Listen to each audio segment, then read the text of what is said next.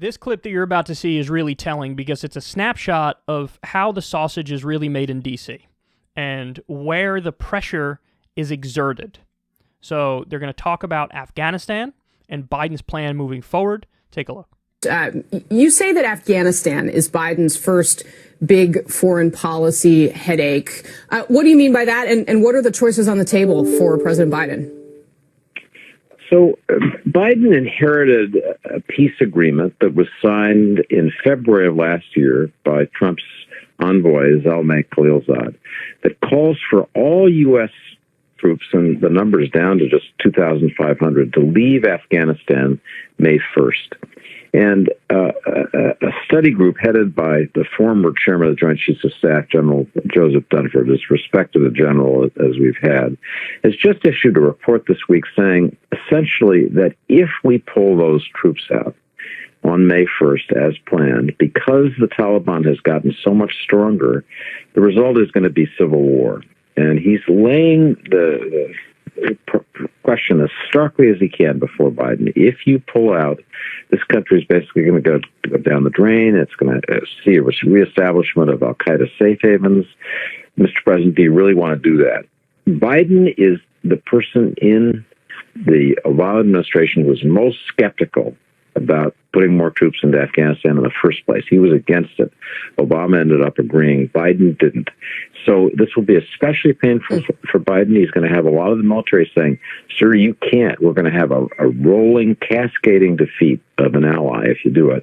But that decision's coming up. It's got to be made May 1. And I think in the Biden White House already, after the messages I got after the column, people are really thinking hard about it. Notice something here. They've set it up to be a non-falsifiable claim that we have to stay there.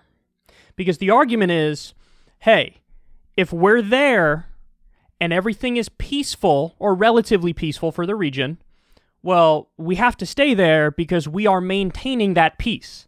So if we leave, it'll go to shit.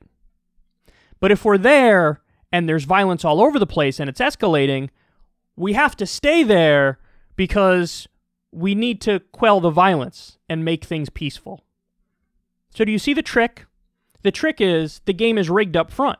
No matter what, the answer is we have to stay there. Hey, things are peaceful. We have to stay to keep it peaceful. Things are violent. We have to stay to make it peaceful.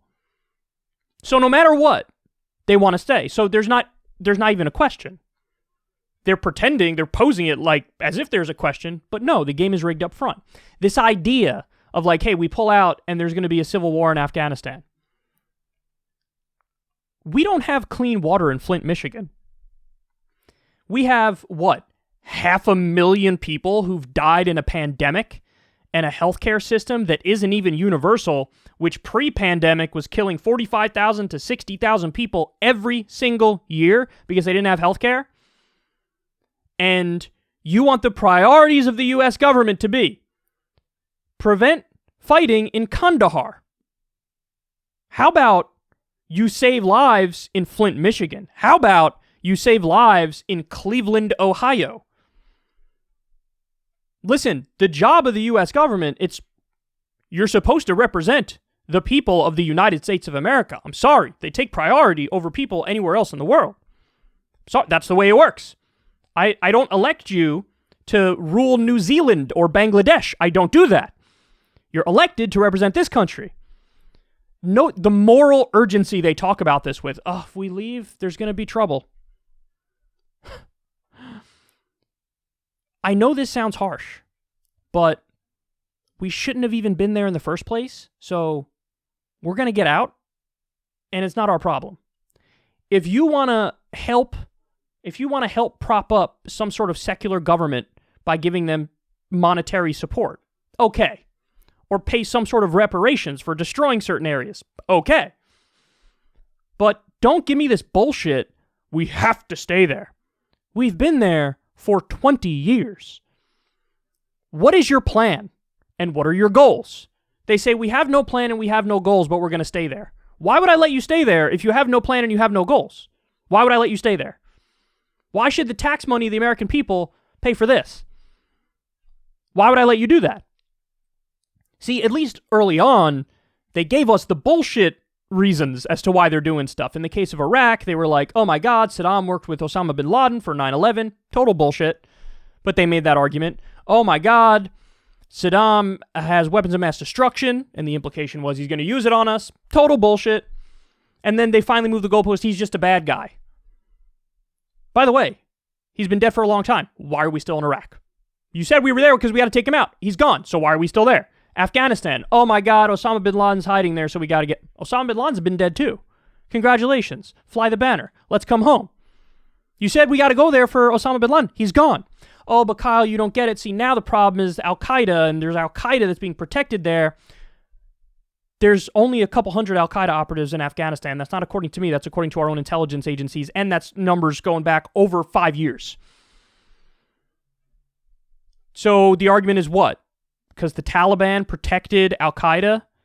The Taliban is a guerrilla army. They're not going anywhere. So what do you want to do? Why are we there? Why would we stay there? Oh, you don't want to give Al-Qaeda or ISIS an area where they have free reign, where they could maybe plan the next attack against America. If you're concerned about Al-Qaeda or ISIS, here's an idea. Stop arming them and funding them, which is what the United States has done in Syria. We have General Petraeus on the record saying we're going to work with Al-Qaeda because ISIS is a bigger enemy, so let's arm Al-Qaeda. I'm not kidding about this. This is on the record, reported in mainstream outlets. So we've aided jihadists in Syria. We've aided the Saudi Arabian government and gave them weapons, and they're arming jihadist groups on the ground in Yemen to fight the Shia Houthis. You want to prevent the next Al-Qaeda or ISIS attack against the West? Stop funding them! The idea that staying in Afghanistan is going to lead to that conclusion, it's a bullshit rationalization is what it is. So why are we really there? Your guess is as good as mine. I'm sure some of it has to do with the military-industrial complex and the fact that war is incredibly I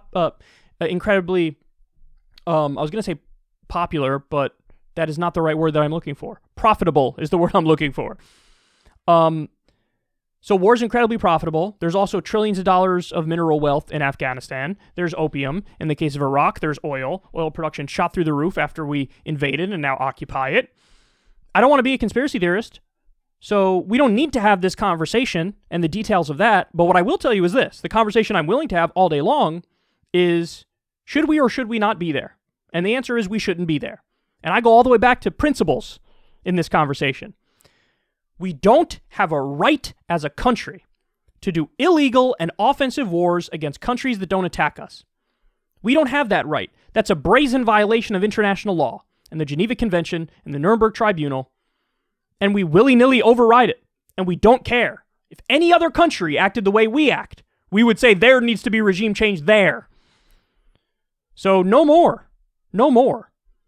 And you can see the pressure exerted on Biden now is from his right, is from a hawkish direction, a neoconservative perspective, where they say, obviously we need to stay there. Everything's going to go to shit if we leave. Do you see how it takes a very, very strong-minded individual who's dedicated on these issues to fight back against this? That Obama went in there saying, at least in the case of Iraq, we're going to get out, and he was talked into yo-yoing the troop levels. Trump came in saying we're going to get out of Afghanistan. He was yo-yoing the troop levels his entire time in office, and then he came up with a bullshit deal to withdraw by May, but you still keep thousands of troops there. That's not a withdrawal. So all the presidents go in there promising to one extent or another pulling out, and then they don't. And then they don't. So do you see what it takes when you're up against the military-industrial complex? You need to be convinced, you need to be sure, and you need to be well-versed in this stuff. It's so easy for some general to come in there, sir, we've looked into it and we've concluded we absolutely have to stay. We have no goals. We have no plan.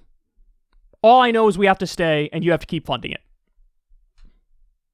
How about no? Unfortunately, Biden looks like he's probably going to keep them there, which is dead wrong in the same way that he's wrong on not getting back in the Iran deal. And I could say with certainty that his foreign policy so far has been the area where he's been the biggest disaster. I hope that changes, but I'm not holding my breath.